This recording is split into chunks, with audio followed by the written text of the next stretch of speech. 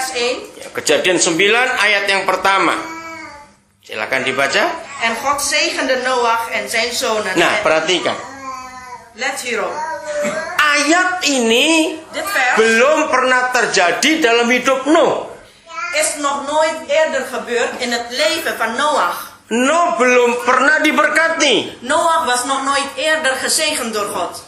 Karena di Kejadian 6, nanti kalau saudara pulang membaca ayat itu, Want als u straks kijkt thuis bij Genesis 6, bagaimana jahatnya orang-orang pada zaman Nuh.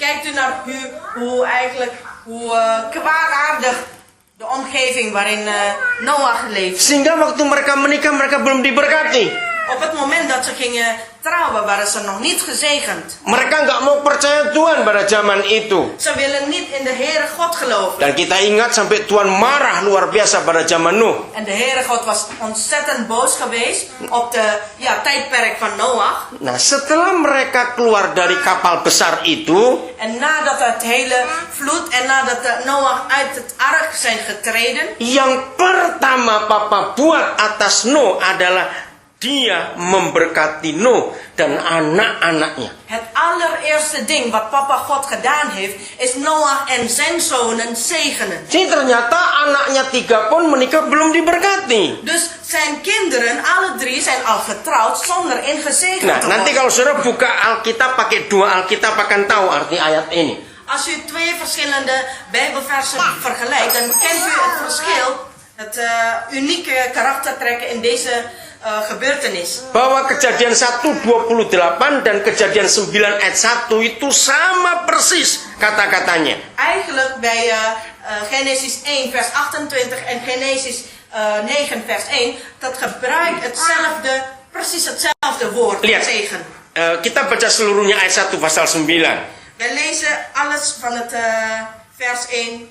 En God zegende Noach en zijn zonen en zeide tot hen: wees vruchtbaar, word talrijk en vervul de aarde. Nah, sama bukan? Het is precies. Tuhan memberkati Adam dan Hawa, lalu firman-Nya beranak cuculah dan taklukkan bumi. Sama yang dikatakan kepada keluarga Nuh. Adam en Eva werd gezegend en dan wordt vermenigvuldigd en dan beheert de aarde. Precies hetzelfde net als wat de Heer tegen Noach en zijn zonen gezegd heeft. Nah, sehingga maaf saya berkata sekarang ini. Dus het spijt me als ik dit moet zeggen. Kalau ada di antara saudara yang diundang hari ini, walaupun sudah punya cucu, tapi waktu menikah belum diberkati, saudara datang kepada gembala, harus diberkati pernikahan saudara.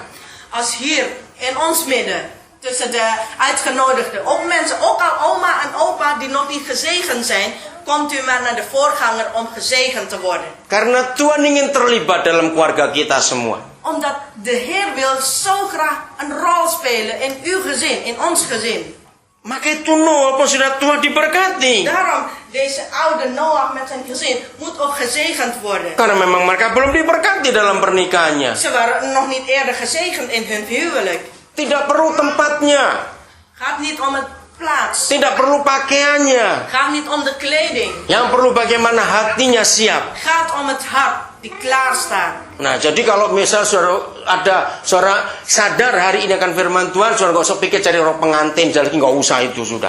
Dus als u ogen geopend wordt vandaag, op het moment dat u dit woord hoort, gaat u niet verder kijken, oh ik moet nou een trouwjurk vinden. Nee, daar gaat het niet om. Ya.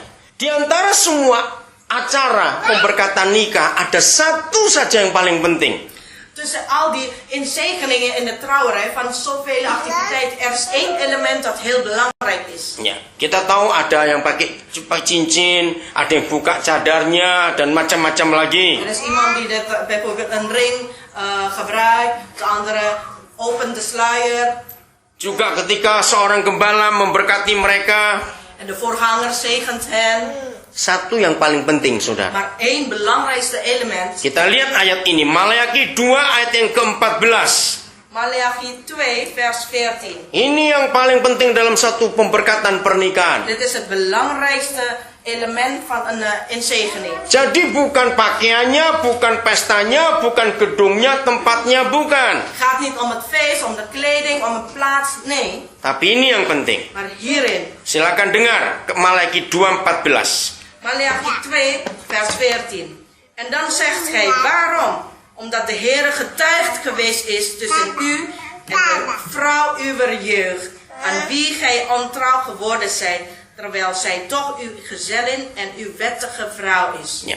Banyak janji dalam Alkitab Vele beloften wordt uitgesproken in de Bijbel. bahwa Tuhan hadir, Papa hadir, memberkati, menyembuhkan, menyertai. Dat Papa God aanwezig is om te zegenen, om te genezen. Banyak sekali, saudara. Heel veel verschillende beloften. Tapi hanya satu kali saja Maar alleen één enkel keer wordt gezegd Tuhan hadir menjadi saksi. dat Hij aanwezig is als getuige. Nah, ini yang tidak ada di ayat yang lain, cuma satu ini Dat saja. komt alleen maar één keer voor in dit vers. Dia hadir menjadi saksi. Hij is aanwezig om getuige te zijn. Kapan itu terjadi? Wanneer is dat gebeurd? Waktu kita menikah. Op het moment dat onze huwelijk ingezegend wordt. Saudara, ketika saya mempelajari sejarah tentang pernikahan di Eropa ini, itu sejarah pertama di dunia. In de geschiedenis van in Europa heb ik dat bestudeerd. Hoe de huwelijk volgetrokken worden. Mengapa di semua pernikahan harus ada buku tamu pernikahan waktu di gereja? Waarom moet in de kerk een bepaalde boek waar de gasten eigenlijk kan tekenen? Itu ditandatangani setelah semua kita mendengar pengantin itu mengucapkan janjinya. Dat boek moet eigenlijk pas getekend worden op het moment dat de echtparen al het ja-woord gezegd wordt. Jadi waktu undangan datang masuk ke gereja itu hanya tulis nama dan alamat, belum tanda tangan. De uitgenodigde gasten komen binnen bij dat kerk en die schrijft eerst alleen maar hun naam en adres. Nah, setelah sampai pada waktu janji diucapkan, maar nadat het ja-woord uitgesproken werd, maka kita pulang baru tanda tangan. Onderweg naar huis hebben we pas onze handtekening erop gezet. Nah, buku tamu pernikahan itu disimpan oleh pengantin itu sampai akhir hidupnya. Gastenregister wordt bewaard door de echtpaar tot aan het eind. Kenapa? Waarom? Seandainya waktu kita setelah sekian tahun mereka menikah, kita mendengar kabar mereka mau macam-macam dalam pernikahan itu. Stel, jaren daarna horen wij over ze gaan al die slechte dingen doen, misschien van elkaar af enzovoort. Maka kita yang hadir waktu mereka menikah menjadi saksi, boleh datang ke rumah mereka, tanya mana buku tamu waktu kamu kawin dulu. Dus wij die vroeger aanwezig was bij hun huwelijksvoltrekking, hebben recht om te komen bij hen persoonlijk om te zeggen, waar is dat gastenregister?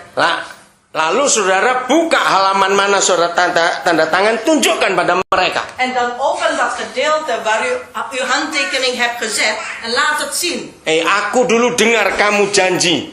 Ik heb toen gehoord jouw trouwbelofte.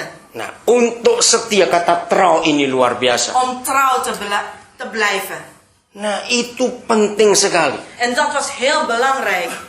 Jadi nanti Maxley dan Sylvie, yang penting bukan siapa yang mendoakan.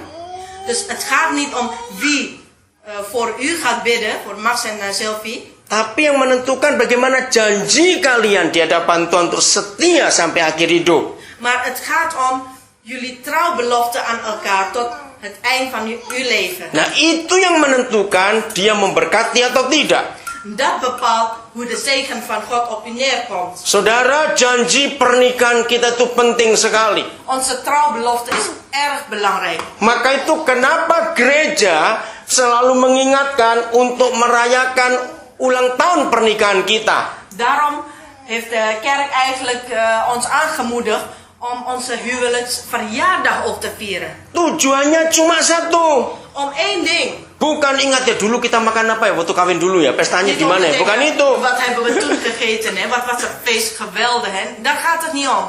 Tujuan ulang tahun pernikahan cuma satu, supaya kita ingat janji kita waktu nikah dulu. Maar om terug te halen onze belofte, onze trouwbelofte, zoveel jaren terug. Maka itu saudara, ketika saya tahu rahasia Malaki 2 ayat 14. Op het moment dat ik het geheimnis van Maleagi 2 vers 14 ken. Kalau saya memberkati pernikahan, janji menikah pengantin tidak boleh dihafal, tidak boleh didikte, harus keluar dari hati. Die trouwbelofte mag je niet uit het hoofd leren, mag niet jou voorgezegd worden, maar het moet komen uit het hart.